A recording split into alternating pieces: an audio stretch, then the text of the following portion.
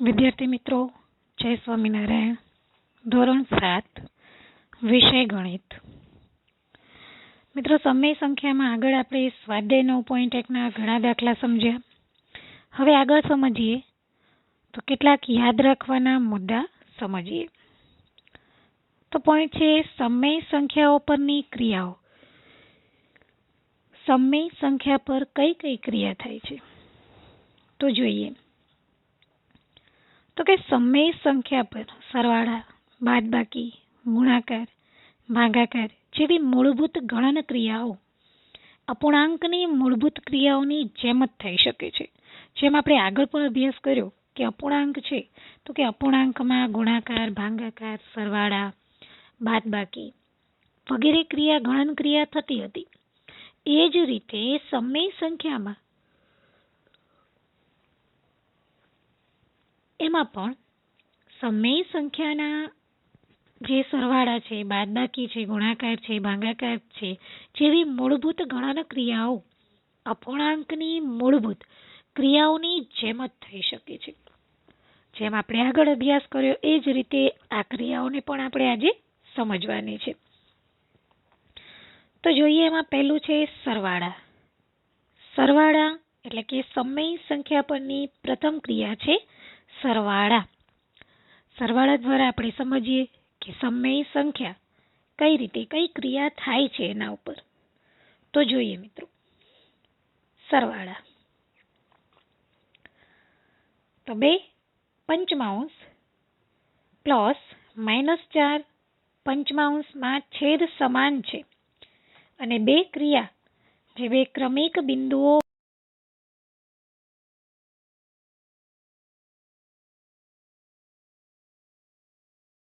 બે પંચમાંશની ડાબી બાજુ 4 સ્થાન ખસવું.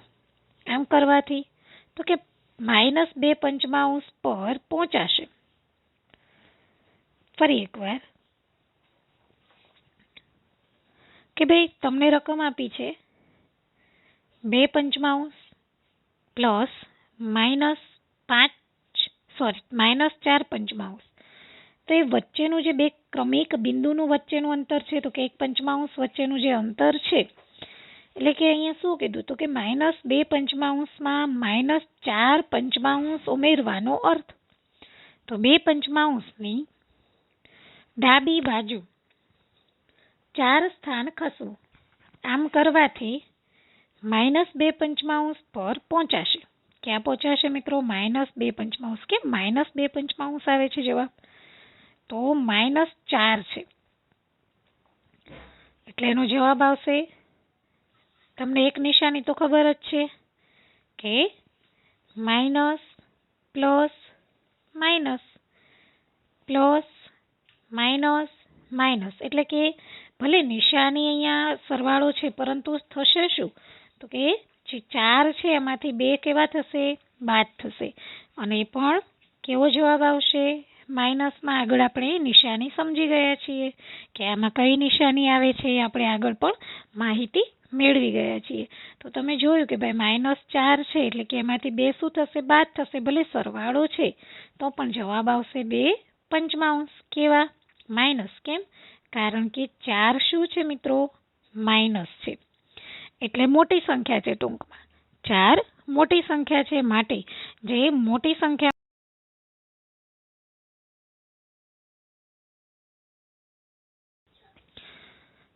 આગળ જોઈએ, અસમાન છેદવાળી સમય સંખ્યાના લસાનો અસમાન છેદવાળી સમય સંખ્યાના લસાનો ઉપયોગ કરીને સમાન છેદ બનાવીને સરવાળા કરવામાં આવે છે. અસમાન છેદવાળી સમય સંખ્યાઓના લસાનો ઉપયોગ કરીને સમાન છેદ બનાવીને સરવાળા કરવામાં આવે છે. એના ઉદાહરણ આપે છે. આગળ વાત કરીએ ને કે આપણે જે સમજ્યા સરવાળા વિશે તો કે અસમાન છેદવાળી સમય સંખ્યાના લસાનો ઉપયોગ કરીને સમાન છેદ બનાવવાના છે. જો છેદ સરખા ન હોય તો લસાનો ઉપયોગ કરવાનો છે સરવાળામાં અને એના છેદ સરખા કરવાના છે અને ત્યારબાદ એને સરવાળામાં કન્વર્ટ કરવાના છે. તો તમને અહીંયા એક ઉદાહરણ આપ્યું છે મિત્રો.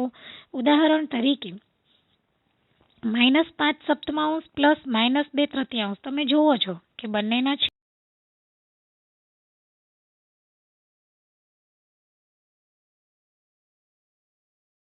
લસા લેવાનો છે.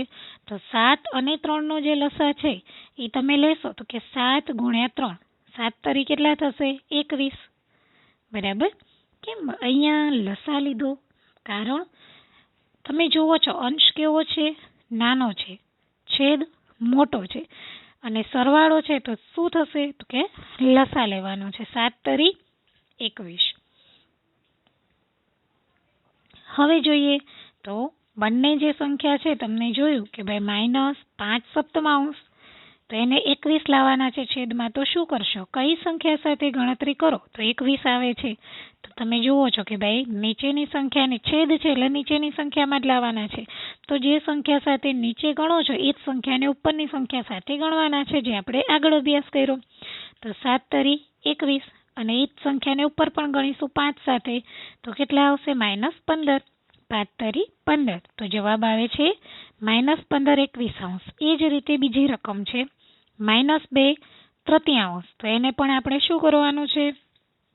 તો કે -2/3 છે એને પણ આપણે એ જ રીતે છેદમાં 21 આવે એમ ગણતરી કરવાની છે. તો નીચેની સંખ્યાને જે સંખ્યા સાથે ગણતરી કરો છો એ જ સંખ્યા સાથે ઉપરની સંખ્યાને પણ ગણતરી કરવાની છે.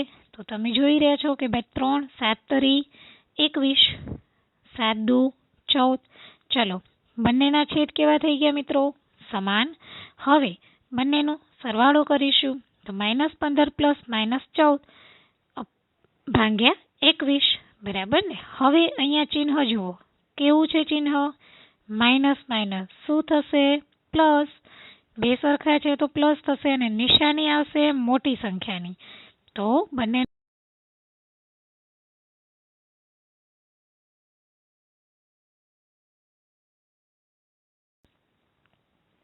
-29/21 જે આપણે સરવાળો કરવાનો હતો.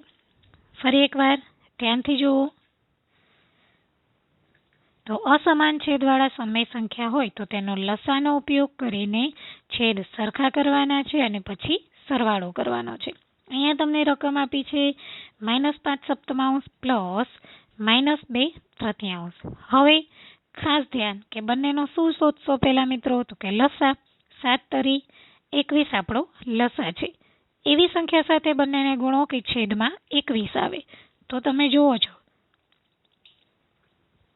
-5/7 ગુણ્યા બંનેને 3 વડે ગુણ્યા અને -2/3 બંનેને 7 વડે ગુણ્યા. તો બંનેના છેદમાં આવે છે 21. ઉપરની સંખ્યા છે 5 તરી 15, 7 દુ 14.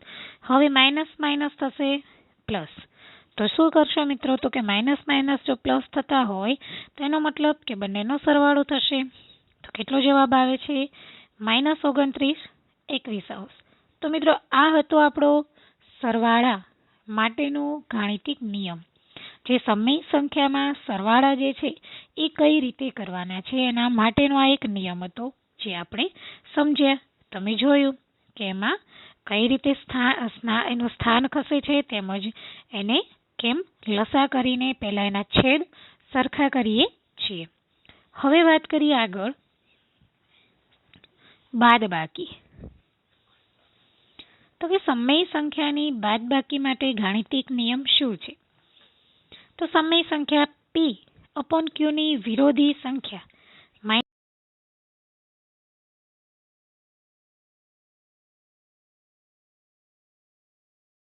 -4 છે એની વિરોધી સંખ્યા કઈ? તો કે 4.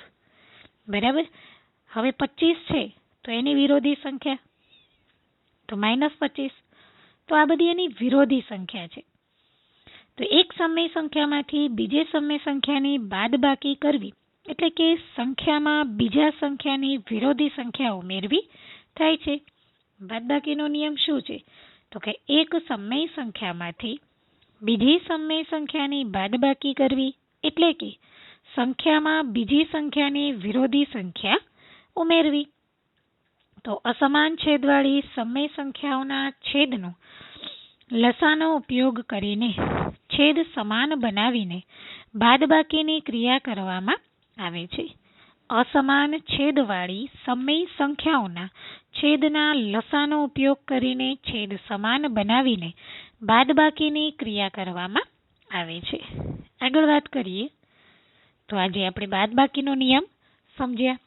પહેલા સરવાળાનો સમજ્યા. બાદબાકીમાં શું છે તો કે એક સમય સંખ્યામાંથી બીજી સમય સંખ્યાની બાદબાકી કરવી એટલે કે એક સંખ્યામાંથી બીજી સંખ્યાની વિરોધી સંખ્યા ઉમેરવી.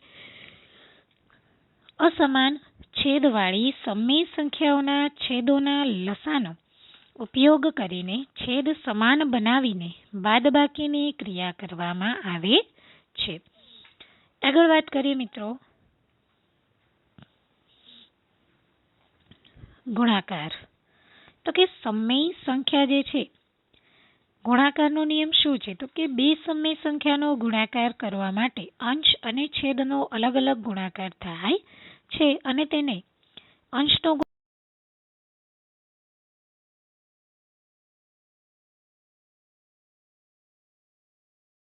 કોઈ પણ ઉદાહરણ લઈ શકીએ છીએ, જેમ કે 5/4 ગુણ્યા 2/3. હવે તો કે આ બંનેનો પહેલા ગુણાકાર થશે. 5 દુ 10, 4 તરી 12. તો આ એનો જવાબ થાય છે. એટલે કે અંશનો અંશ સાથે અને છેદનો છેદ સાથે અલગ અલગ ગુણાકાર કરવામાં આવે છે અને એના દ્વારા જે જવાબ આપણને મળે છે એ જ જવાબ આમાં લખવામાં આવે છે. વિદ્યાર્થી મિત્રો, ખાસ એક ધ્યાન રાખવાનું છે કે જે હું વ્યાખ્યા કરાવું છું એ વ્યાખ્યા તમારે તમારા રફ નોટમાં લખીને રાખવાની છે, જેથી તમારે વાંચવા કહેવાય ને કે દાખલા જ્યારે કોઈક રીત ભૂલી જવાય તો એ રીતને આપણે આ વ્યાખ્યા દ્વારા સમજી શકીએ. આગળ વાત કરીએ તો મેં ગુણાકાર આપણે સમજતા હતા. તો ગુણાકારની વાત કરીએ. ગુણાકાર એટલે કે સમય સંખ્યા, બે સમય સંખ્યાઓનો ગુણાકાર કરવા માટે અંશ અને છેદનો અલગ અલગ ગુણાકાર થાય છે અને તેને અંશનો ગુણાકાર ભાગ્યા છેદનો ગુણાકારના સ્વરૂપમાં લખાય છે. તો આજે આપણે છેદ અને અંશની વાતને એટલે કે ગુણાકારને સમજી ગયા. હવે વાત કરીએ ભાગાકાર. ભાગાકાર એટલે શું તો જોઈએ. સમય સંખ્યા PQ ની વ્યસ્ત સંખ્યા Q અને P છે. એટલે કે વ્યસ્ત સંખ્યાની વાત કરીએ તો કે એક સમય સંખ્યાને બીજી સમય સંખ્યાથી ભાગાકાર કરવા માટે પહેલી સંખ્યાને બીજી સંખ્યાની વ્યસ્ત સંખ્યા સાથે ગુણવામાં આવે છે. એક સમય સંખ્યાને બીજી સમય સંખ્યાથી ભાગાકાર કરવા માટે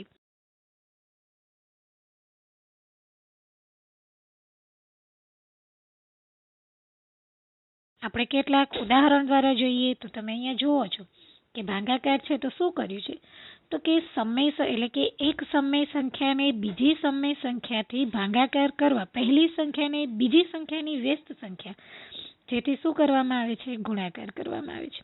હું તમને એક ઉદાહરણ અહીંયા જે આપ્યું છે એને જ સમજાવું છું. અહીંયા ઉદાહરણ છે -4 9 ભાગ્યા 5 સપ્તમાંશ.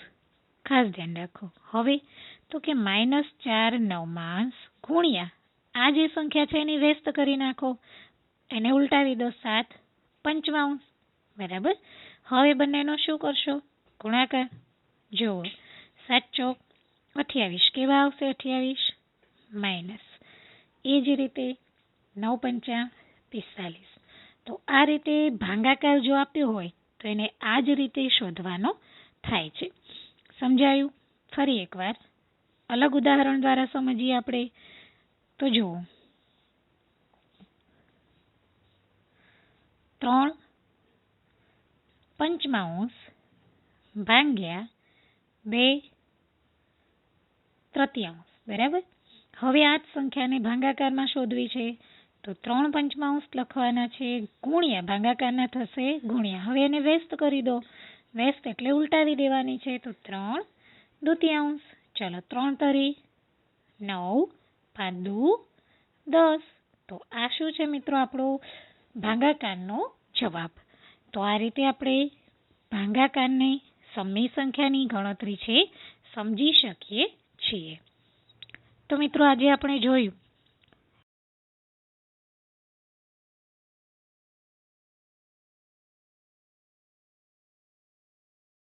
તમને અહીંયા ઉદાહરણ આપ્યું છે તો કે 3 પંચમાંશને એટલે કે અલગ અલગ ગણતરી કરવાની રહેશે. અંશને અંશ સાથે ગણવાનો છે, છેદને છેદ સાથે ગણવાનો છે.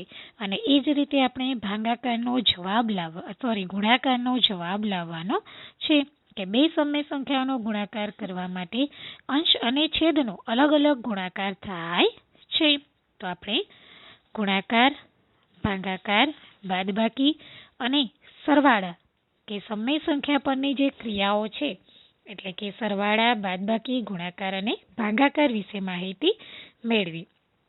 તો આજે કરાવેલ કાર્ય દરેક વિદ્યાર્થી મિત્રએ પોતાની રફ નોટમાં વ્યાખ્યા તરીકે હોમવર્કમાં લખવાનું રહેશે. જય સ્વામિનારાયણ.